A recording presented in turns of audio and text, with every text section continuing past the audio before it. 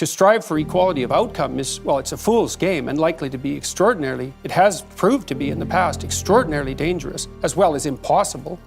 급진적 좌파들의 잘못된 생각 중에 하나가 무분별한 결과의 평등을 바란다는 것입니다. 결과의 평등은 사회가 소득, 부, 사회적 지위 또는 권력 등 모든 측면에서 모든 사람이 유사한 결과를 얻도록 보장하는 것을 목표로 해야 한다는 믿음입니다. 출생이나 특권 또는 우연으로 인해 발생하는 격차를 줄이기 위해 자원의 재분배와 체계적인 정부의 개입을 옹호하는 것이죠. We've spent $20 trillion on uplifting black communities. 20 trillion and black Americans are poor.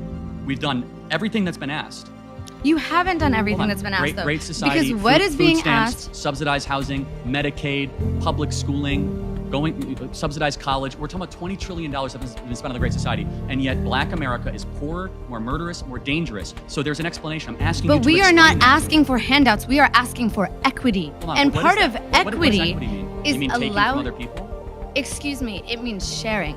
소득 격차를 줄이는 것을 목표로 하는 재분배 정책이 과연 사회를 이롭게 만드는 것인가? 가난한 사람을 도와줘도 여전히 가난할 수밖에 없는 것은 정부나 사회 체제의 문제가 아니라 가난한 마인드를 벗어나지 못한 탓은 아닌지 생각해 볼 필요가 있습니다.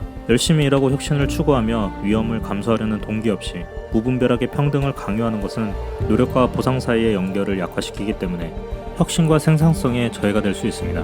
물론 능력주의 시스템이 완벽한 것은 아니지만 적어도 사람들이 자신의 능력에 따라 사회에 기여하도록 장려하는 반면 강제적인 평등은 종종 이러한 차이를 무시하고 모든 경우에 적용되는 단일한 접근 방식을 강요함으로써 전체주의를 꽃피울 수 있는 위험이 도사리고 있습니다.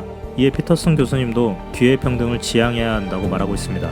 Equality of opportunity is a problem. I think that's a great thing, and that anyone with any sense champions equality of opportunity. I mean, even if you're purely selfish, say, and purely self-centered, you'd want to set up an economy where everyone who had ability could be maximally exploited by everyone else, because then we can all benefit from each other's talents. And so equality of opportunity is an absolutely useful fundamental principle. But that has nothing to do with equality of outcome. Those things aren't even in the same conceptual universe. 결과의 평등을 정치적 이념으로 삼았던 공산주의나 사회주의 국가에서 광범위한 빈곤과 탄압, 대량 학살을 포함한 비참한 결과를 낳았다는 걸 우리는 잘 알고 있습니다. 피터슨 교수님은 과거 우크라이나에서 있었던 역사적 사실을 한 가지 예로 설명하여 결과의 평등이 어떤 결과를 낳았는지 보여줍니다.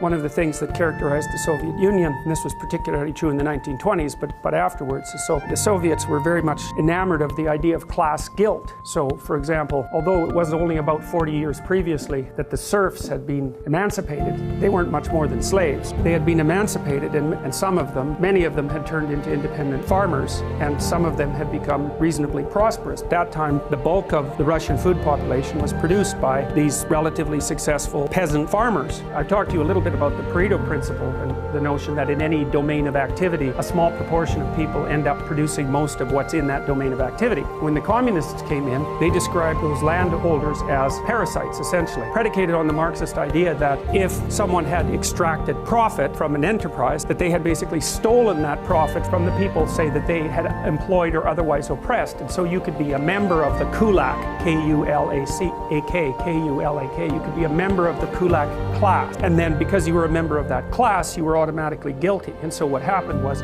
피터슨 교수님은 결과의 평등을 강요하면 피해자의 사고방식이 조성되어 개인이 다른 사람과 동일한 결과를 얻지 못할 때 자신을 억압받거나 불이익을 받는 사람으로 여기기 시작하게 된다고 경고합니다. 책임을 지고 자신의 상황을 개선하기 위해 노력하기보다 자신이 성공하지 못한 탓을 사회체제로 돌려 비난하려는 유혹을 받을 수 있다는 것이죠. what happened was the intellectual communists were sent out in cadres out into these little towns to find people who would help them round up the kulak. So imagine you're in a town and there's 3 or 4 people or maybe 10 people or something like that who are a little more successful than everyone else. A certain number of people are going to be fine with that and maybe even happy about it because they regard those people as particularly productive and, as stalwart members of the community, regardless of their flaws.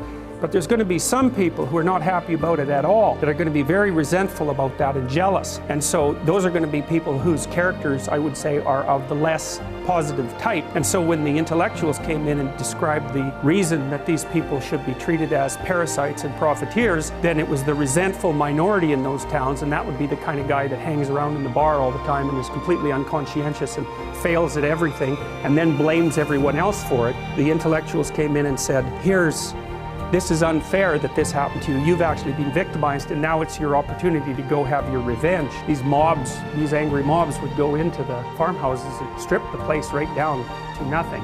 And they packed these people up and sent them on trains with no food out to Siberia, where there was no place to live. All the children died of typhoid, and many of them froze to death.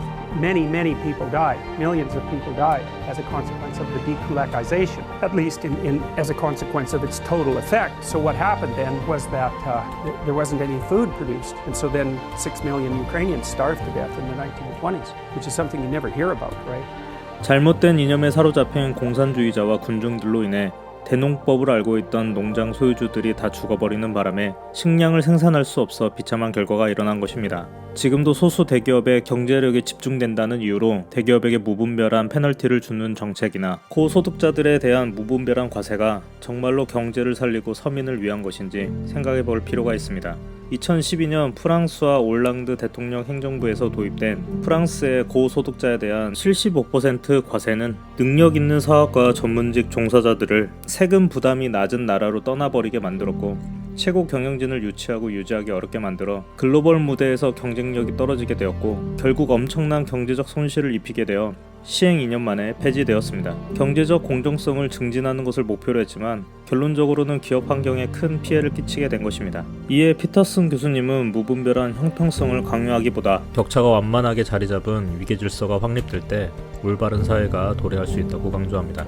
In Exodus, where Jethro tells Moses that tyrant, judge plus rabble isn't a good model of government, there has to be hierarchical levels intermediating, and that's the alternative to the tyranny and the desert. It's something like the hierarchical organization of authority, which is, by the way, how your brain works too.